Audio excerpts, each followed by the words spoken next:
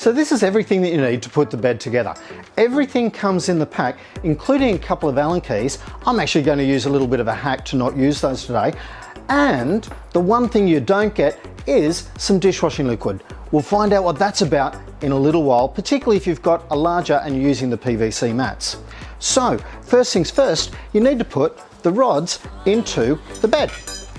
It's quite simple. All you do is squeeze on the edge and feed your rod through. And here's where the Morning Fresh comes in. As you've got your longer rods, it's much easier if you have a little bit of lubricant. A little bit of dishwashing liquid is absolutely fine. You don't need too much or you're going to end up with it all over the floor like I just did there.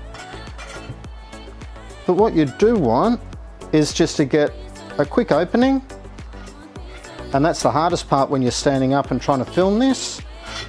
And then just start feeding that in.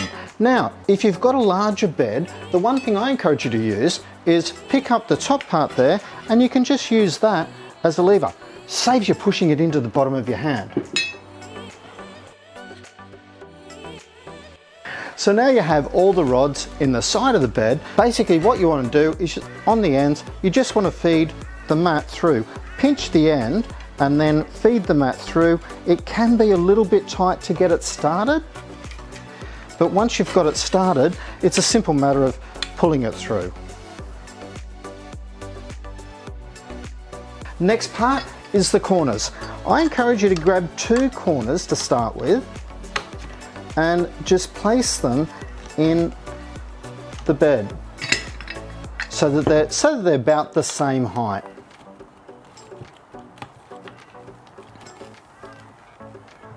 And then just place the corner in there, and having that other one just helps even it up, makes it easier to get the screw in the top. Here's where I'm going to cheat, and rather than use the Allen key, I'm just going to use just a handheld screwdriver.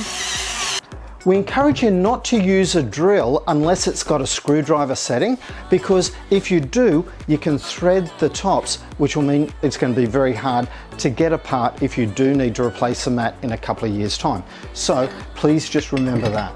One little point, as you're putting the screws in while you're making the bed, make sure you don't do them up really tight just yet. The reason for that is we want to make sure that there's a little bit of give in the bed so that you can make sure the other corners fit in nice and easily.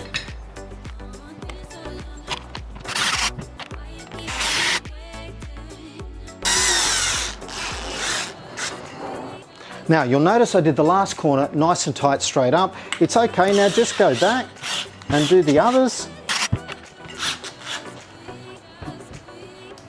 And your bed is 90% made. So now that it's together, you've got all the corners nice and tight. Just make sure you have. I've just noticed one isn't quite as tight as it should be.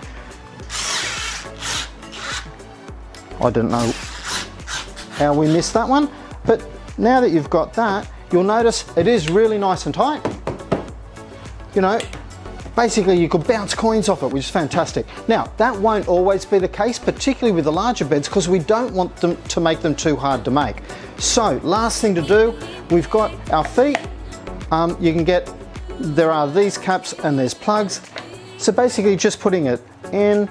Look, I line this up and put it in, and I do put the screws in. Basically, it just holds it in place to stop your dog from actually taking the leg off the bed, which will happen from time to time. So it's easier if you've got that. So you do need to line that screw up so that the screw comes through in the bottom.